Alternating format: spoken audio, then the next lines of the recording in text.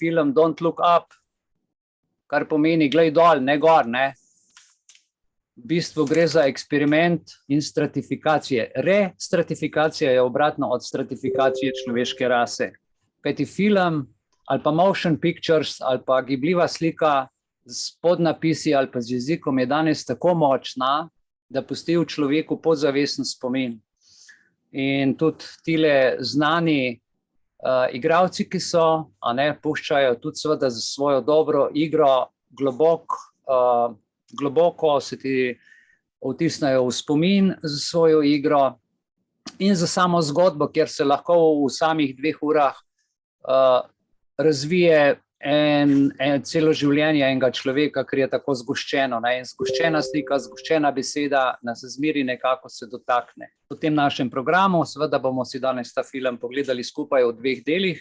Kdo je glasnik miru pri Združenih narodih za podnebne spremembe za človeštvo?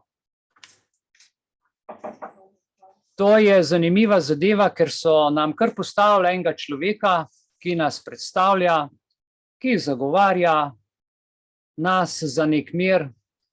In jaz sem se odločil, da ne dovolim, da mene en igralec zastopa, ampak jaz bom zastopal kar sebe.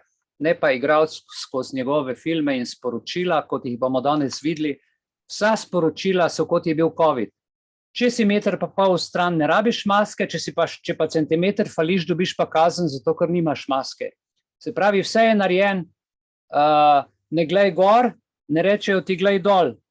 Potem skozi film se ne reklamira v glavnem konc sveta, ampak se reklamira mobitel. Vse vam bom o tem stvarih malo kasneje povedal, ampak to hočem reči, da Leonardo DiCaprio je tako vpleten v to, in če bi jaz to prej vedel, bi tudi o tem prej že govoril. Ampak prav je, da to zadevo razgalimo, zato da ko bomo gledali naslednjič kakšne oddaje, filme in te zvezdnike, da bomo vedeli, da so vsi ti ljudje vpleteni v United Nations, da so vpleteni v Svetovni gospodarski forum in v kompletno agendo.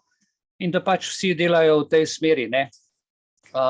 Zelo... Ja, tudi adrenokrom pa pedofilija in vse te stvari. Točno tako, ker stvari, ki se dogajajo, recimo temu Leonardo, to je Bill Clinton, mu je dal naziv globalni državljan sveta. Sam je naredil, Leonardo je naredil fundacijo Leonardo DiCaprio za biotsko raznovrstnost in ohranjanje habitatov, ker je kot otrok živel v eni taki domači družini, kjer so se pač s tem ukvarjali. Ampak on je to na začetku vse skupaj, bom rekel, dober si je zastavil, ampak so ga potem na podlagi tega afektivnega čustva, ki ga je kot otrok doživel, vse je opisal. Jaz sem gledal njegov video, kjer govori, kako je kot otrok eno sliko opazoval Adama in Evo, potem življenje v svetu, in tretja slika je bilo trpljenje in konec sveta, pekel, se pravi stvarjenje in raj, potem življenje je takšno, kot pač je, in na koncu sam trpljenje, bič, bolezni in konec sveta. In je to kot otrok razmišljal in ga je to potegnil. Zdaj se pravi, to njegovo doživetje iz otroštva se potem tudi naven izražalo, zato je to naredil, ampak so ga politiki hitro izrabili zase. In bral sem tudi njegov zapis, ker je v času, zdajle kasneje pa dojel, da je v bistvu vse skupaj igra in da je to ena velika laž, in tudi kritizira na nek način Svetovni gospodarski forum, kar pa spet mislim, da je samo igra. Ne morem drugega reči, ker skozi vse to, kar gledamo, skoraj ne veš več, komu bi verjel. Zato, da boste imeli en občutek, ko ga boste, ne bom mogel vsega povedati, ker je ogromno materijala, ampak tiste osnovne stvari. Lahko bi rekli za film Don't Look Up, ne glej v nebo, ne glej gor. Če ne gledam gor, potem gledam dol. Zagotovo gledam dol, in kam gledam, če gledam dol? Na stopnice, asfalt, sigurno ne gledam v kakšen mobitel ali pa v kakšno napravo, ki jo imam takole pred seboj. Gledam dol. Pametni telefon, ko boste opazovali film, je ključni del pripovedi. Torej, ne iščite zgoraj, ampak iščite spodaj, ker mi tu spodaj imamo vse rešitve za vas. Zgoraj vam nihče ne bo pomagal. Mi smo tukaj za vas in mi vam bomo dali vse rešitve. Telekomunikacijski zveri, jaz kar rečem, ali pa telekom podjetju ameriškemu, v tem filmu sicer igranem se reče Baš, kot naš Telekom ali nemški Telekom ali pa recimo Apple v Ameriki ali pa T plus v Ameriki, ki imajo, je to pač v filmu ime korporacije Baš. Zanimivo je, da je to tudi Baš, sem šel gledati, kaj bi to ime pomenil, in to je v bistvu en kos računalniške opreme, operacijskega sistema, ki pravzaprav na podlagi katerega laufajo potem ti algoritmi, programi, podprogrami, a ne? Tako da je to ime zelo zanimivo. To veliko računalniško podatkovno podjetje se izkaže čez cel film, ko ga bomo gledali, da je dejansko edino odgovorno za uničenje Zemlje. Ker iščejo samo profit. Na koncu, po tekočih napisih, kar je tudi mene v filmu presenetilo, ko sem se pripravljal, pa to za vas prevajal, že po tekočih napisih na koncu se pokaže vmes na koncu še zaključek, en par sekund, 40 sekund insert, in prva stvar, ki jo naredi človek, ki edini ostane na Zemlji in se iz ruševin izkoplje, a ne, vzame telefon in hoče na družbenem omrežju katastrofo objaviti, sveta pa več ni, ljudi več ni, omrežja več ni, on pa še vedno po telefonu brska. Tako da so z nas naredili takšne totalno kreteni idiote, ja, a ne. Zdaj, temu se lahko reče kar Orleanova kampanja z glavnim igralcem, ki je glasnik miru Združenih narodov za podnebne spremembe človeštva, dobitnik kristalne nagrade Svetovnega gospodarskega foruma, Leonardom DiCapriem v filmu Ne glej gor ni samo ignoriranje kometa DiBiase ali pa Dibia Sky. Namreč to je priimek te doktorice, ki raziskuje in je našla ta komet, in ta priimek je otroško ime za nekoga, Dibi. Dibi je otroško ime za nekoga, ki ni pozoren, ki rabi pozornost. In ga vedno preverjajo. Sky je pa nebo, se pravi, preverjati nebo, nenehno preverjati nebo. Ampak mi ne smemo gledati gor, to oni gledajo, to je njihova pravica. Torej, Dibi je v arabščini, Dibi tudi pomeni v arabščini zlato tkivo. Zlato tkivo, ker v tem kometu, ko gledajo gor, ugotovijo, da je v tem kometu neka zelo draga kovina, ki bi jo lahko izkoristili za telefone, in pol se odločijo, da ne bodo preusmerili kometa, da bi šel mimo Zemlje, ampak da ga bodo razstrelili, da bi ti koščki padli v morje in da bi to izkoristili v dobro seveda človeštvu in vsem nam, ker so zaradi teh redkih kovin in tako naprej. Se pravi, glejte, gledalcu skozi film je dobesedno dan ukaz, naj ne gleda gor. Don't look up, ne? Že naslov filma je takšen. Glej v svoj telefon. In zakaj v bistvu ne smemo gledati gor? Ponavljam, zato ker so rekli, da je vse v telefonu. Mi imamo cel svet, cel kozmos, vse vesolje je v telefonu. Ne glej gor, je v bistvu agenda, ki nam utirja uporabo telefonov, aplikacij in vse to, in Google, kakor sem zadnjič članek objavil, je tukaj glavni iluminat.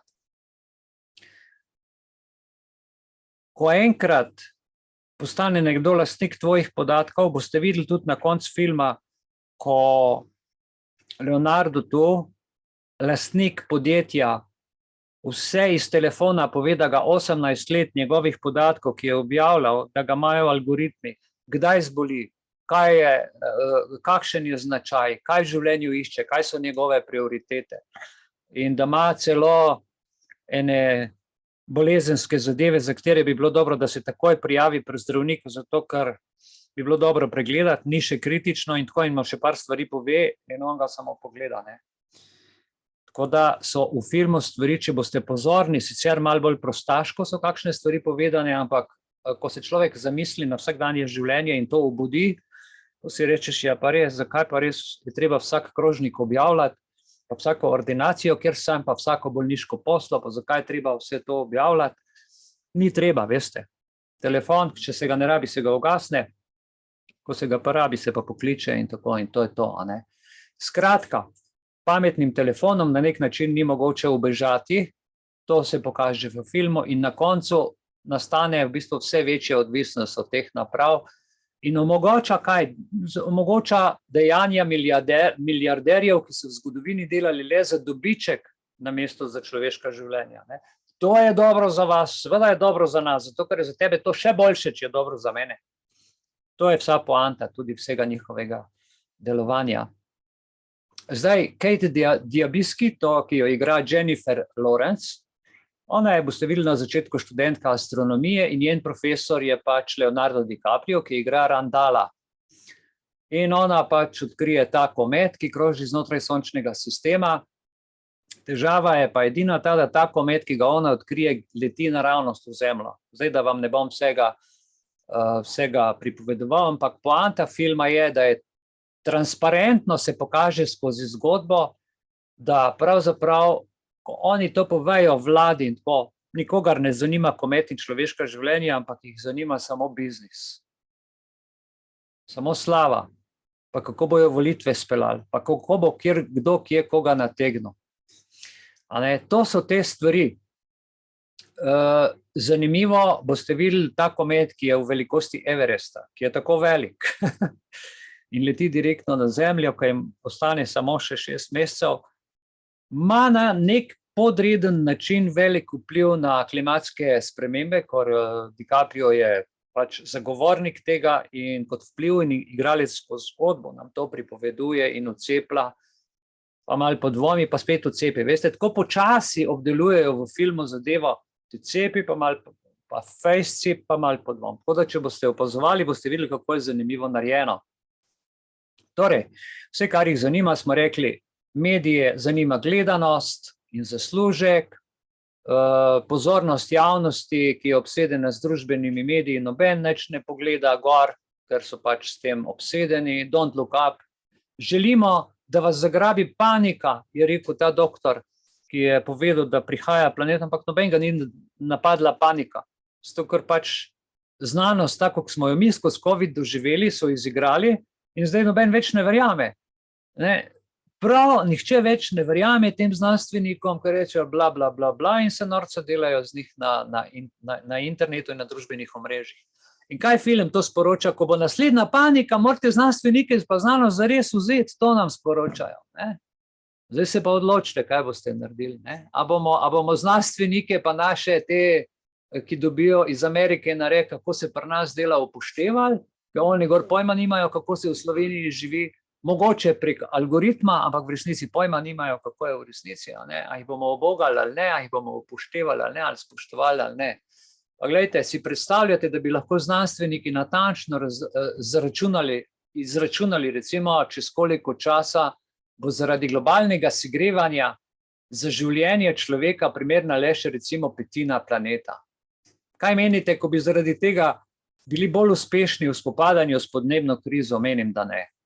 Ker to so tako široki pojmi, ki nima nobene veze s praktičnim primerom, posaditi krompir, okopati vinograd, sčistiti hlev, z vsemi temi stvarmi, ki se ti ljudje obadajo, ko imajo denar in več ne vejo, kako bi ga potrošili, kaj bi nam naredili, živijo pa, sami ne vejo pa, da živijo na račun kmeta, ki za njih dela. Don't look up, v resnici ni film, o tem, kako bi se recimo človeštvo spopadlo z eksistenčno grožnjo. Pač pa se spopada z eksistenčno grožnjo enako nič. Nič. Politika, oba znanstvenika, tako kot sem vam povedal, gladko odpika, ljudje se posmehujejo, medije bolj zanima gledanost in rumene novice kot resnica, ki sta jo povedala, ki ste jo videla na zaslonu preko teleskopa in na koncu ugotovijo, da bojo pač 100% umrli zaradi indolentnosti in neodzivov. To nekako bi bilo z moje strani. Mogoče, če boste pogledali, ko sem vam poslal na elektronsko pošto, sem napisal tam 2 izraza, In ta dva izraza ne bom zdaj še enkrat prebiral, želim, da si v miru preberete, kaj pomeni in tako ugotovili, kaj še je v filmu, še druge stvari, vsaka stvar ima svoj pomen.